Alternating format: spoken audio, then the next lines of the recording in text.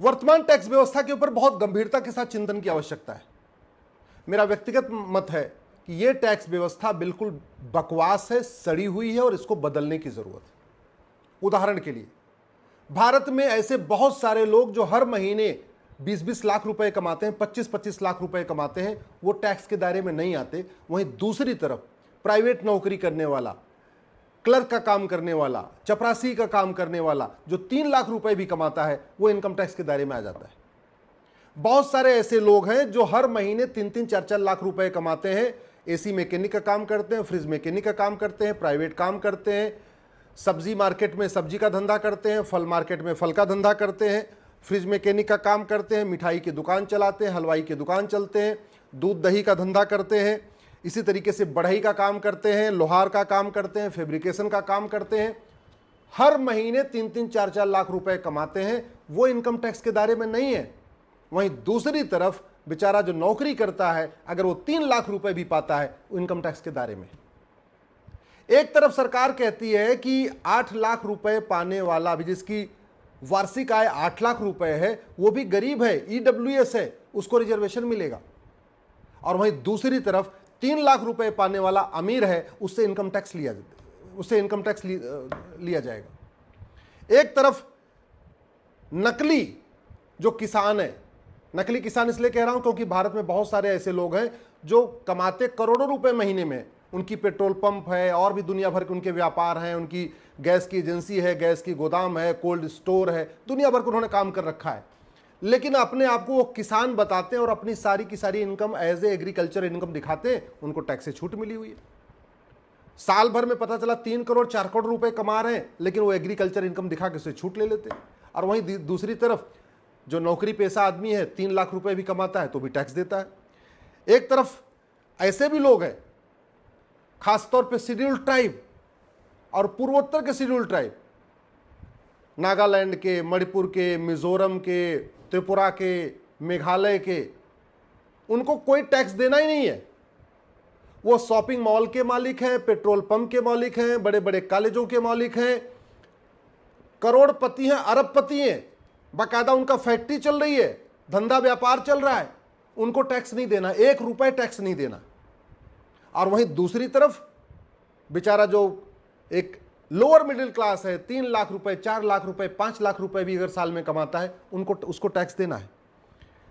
तो नकली किसान भी टैक्स से बचे हुए, नकली शेड्यूल ट्राइब भी टैक्स नहीं देते हैं, नकली एनजीओ, फर्जी एनजीओ चलाने वाले भी हर महीने वो करोड़ों रुपए ले रहे हैं, बाहर से भी ले रहे हैं, अंदर से भी ले रहे हैं, खूब चंदा ले रहे हैं, देश विरोधी काम करते हैं, माओवादियों की मदद करते हैं, नक्सलियों की मदद करते हैं, अलगाववादियों की मदद करते हैं, आतंकवादियों की मदद करते हैं, उनके लिए पीआईएल फाइल करते हैं, उनको वकील भी उपलब्ध कराते हैं, सारा देश विरोधी काम करते हैं।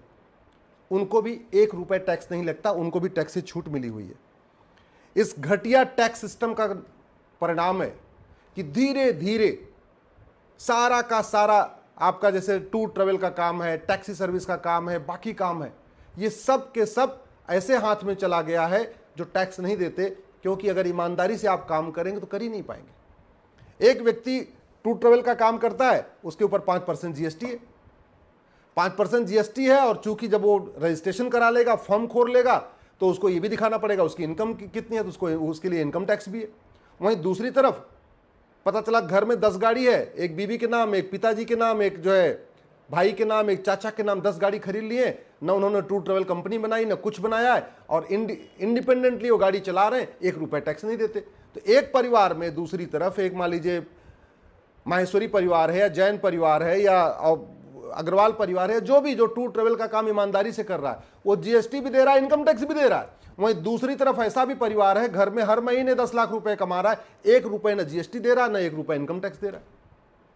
इसलिए मैं कहता हूं, ये वर्तमान टैक्स सिस्टम महाघटिया है, ये देश को बर्बादी की तरफ ले जा रहा है। और सबसे बड़ी बात, ये वर्तमान tax system black money generate कराता है। ये टैक्स सिस्टम ऐसा हो गया है कि मजबूरी में भी जो ईमानदारी से रहना चाहे वो भी नहीं रह सकते।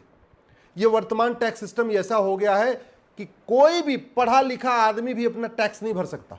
मैं गारंटी के साथ कहता हूं, ये जो लोग टैक्स का वाला कानून बनाते हैं ना, एक बार ये बिना सीए की मदद के एक बार अपना टैक्स भर के दिखाएं, मैं गारंटी के साथ कहता हूं कि भारत का अगर एक भी सांसद, एक भी विधायक, एक भी मंत्री, एक भी मुख्यमंत्री, एक भी गवर्नर, एक भी कलेक्टर, एक भी कप्तान, एक भी कमिश्नर, एक भी चीफ सेक्रेटरी अपना टैक्स अगर बिना सीए की मदद की भर देना, तो मैं अपनी सार्वजनिक जीवन से अपना संन्यास ले लूंगा। ऐसा घटिया मकड़जाल बना रखा है कि बिना चार्टेड अकाउंटेंट के टैक्स भर ही नहीं सकते, बिना चार्टेड अकाउंटेंट के जीएसटी नहीं भर सकते। तो हो क्या रहा है, छोटा सा भी काम करना है तो पहले तो एक अकाउंटेंट रखना है, फिर उसके बाद हर साल सीए की भी मदद लेना है। तो पहले ही टैक्स दे रहे हैं, जीएसटी दे रहे हैं, इनकम टैक्स दे रहे हैं, उसके बाद हर महीने एक अकाउंटेंट का खर्चा और साल के अंत में सीए का खर्चा। तो व्यापार आदमी करेगा कैसे? मुझे समझ में नहीं आ रहा इन टैक्सों को, ये घटिया जो मकर जाल चल रहा है, इसको खत्म करने पे चर्चा क्यों नहीं हो रही है? एक बैंकिंग ट्रांजैक्शन टैक्स लगाने पे चर्चा क्यों नहीं हो रही है? सारे इनकम टैक्स खत्म कर दीजिए आप, वैट खत्म, वैट की नहीं जरूरत है, टीडीएस की जरूरत ही नहीं है, जीएसटी की जरूरत नहीं है, ये टोल टैक्स की जरूरत नहीं है, रोड टैक्स, सारे टैक्स खत्म कर दीजिए। केवल आप एक्सपेंडिचर टैक्स लगाइए। एक्सपेंडिचर टैक्स का फायदा ये होगा कि सब टैक्स के दायरे में आएंगे, सब टैक्स देंगे। आज की डेट में जो प्राइवेट काम करते हैं, चाहे लोहार का काम करते हैं, फैब्रिकेशन का काम करते हैं, रेफ्रिजरेशन का काम करते हैं, ऑटोमोबाइल मैकेनिक का काम करते हैं या पंचर का काम करते हैं, जो भी काम करते हैं, महीने में लाखों रुपए कमा रहे हैं लेकिन टैक्स नहीं देते, लेकिन खर्च खूब करते हैं। बढ़िया करोड़ों की गाड़ी खरीद लेते हैं, बढ़िया फ्लैट खरीद लेते हैं, अपना दुकान खरीद लेते हैं, बढ़िया अच्छे अच्छे मोबाइल खरीदते हैं, बढ़िया बाइक खरीद, सब कुछ खरीदते हैं। तो क्यों नहीं हम एक्सपेंडिचर टैक्स लगाते? कमाने पे कोई टैक्स नहीं, न इनकम टैक्स, न जीएसटी, न टोल टैक्स, न रोड टैक्स, न वैट, न टीडीएस, कोई टैक्स नहीं, केवल एक्सपेंडिचर टैक्स। और आज की डेट में बिल्कुल संभव है। संभव क्यों है? क्योंकि भारत में 225 करोड़ बैंक खाते खुल चुके हैं, गरीब से गरीब आदमी भी बैंक से जुड़ चुका है। भारत में इस समय लगभग 80 करोड़ लोग तो सीधे सीधे ATM, Paytm, Bhim, UPI, debit card, credit card करना, यूज करना सीख गए हैं। गरीब से गरीब जो किसान होता है, जिसको किसान सम्मान निधि आती है, वो भी बैंक जाना, बैंक से पैसा निकालना, अपना एटीएम चलाना, रुपए कार्ड को यूज करना, वो भी सीख गया है। सबके पास 130 करोड़ तो आधार बन चुके हैं।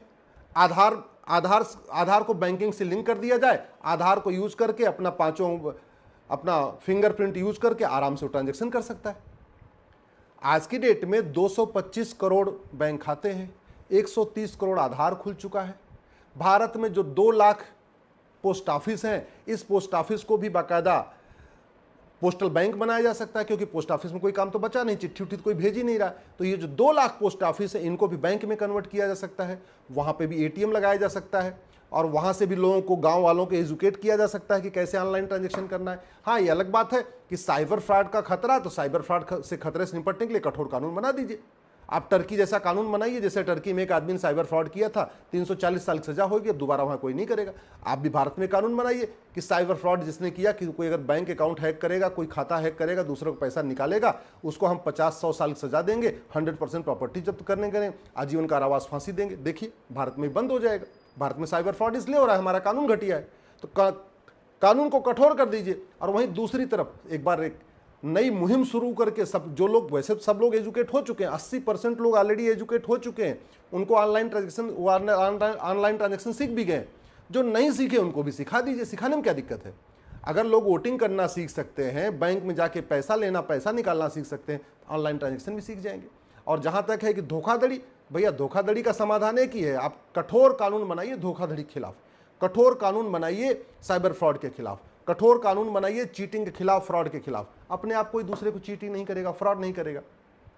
मैं माननीय प्रधानमंत्री से निवेदन करता हूं, इसके ऊपर गंभीरता के साथ सोचिए, नहीं तो मिडिल क्लास टैक्स दे दे के दबता जा रहा है, मरता जा रहा है।